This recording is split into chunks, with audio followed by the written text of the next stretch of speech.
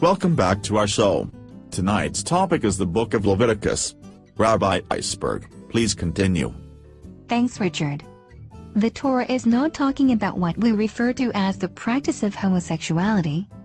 Almost all Jewish halakhic authorities agree that nowhere in the specific texts of the 5 books of the written Torah does the Torah prohibit homosexual acts by women. See the writing on this by Rabbi Yosef Haim of Chief Rabbi at Baghdad, 1834 to 1909.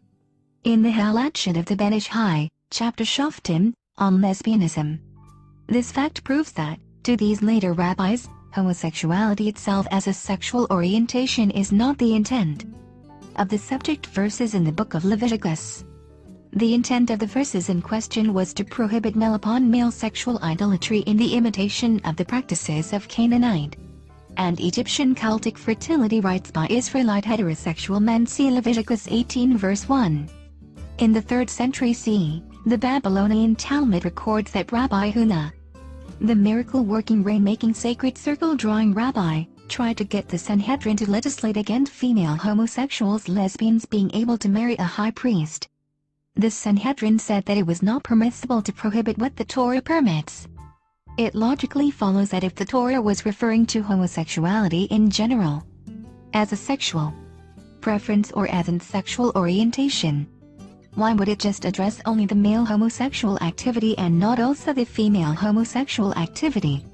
Based upon Rabbi Ishmael's method of Jewish Torah exegesis, we can clearly see that the biblical passages in Leviticus 18 verse 22 and also Leviticus 20 verse 13 cannot refer to true homosexual activity at all, as at least one of the males is a heterosexual or perhaps a bisexual male.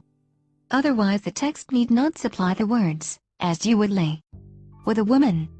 Rabbi Jacob Milgram has said that these Leviticus texts are in reality referring to foreign religious, cultic, ritual and promiscuous sexual practices, as practiced by the idolatrous religions of Egypt and Canaan, which featured the substitution of others, including relatives, animals, and members of the same sex for cultic ritual fertility purposes.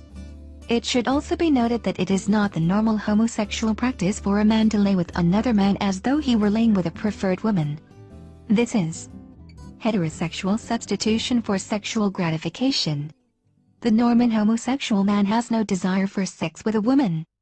Thus, if a man were thinking of using his sexual partner as though that partner were a woman, and not the man that he is, it would not be a true homosexual relationship, as one of the parties involved is pretending that the person he is laying with is a preferred woman.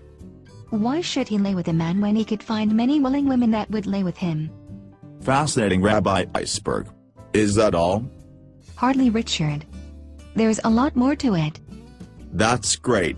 We will discuss after the break. Blessings. Praise Jesus.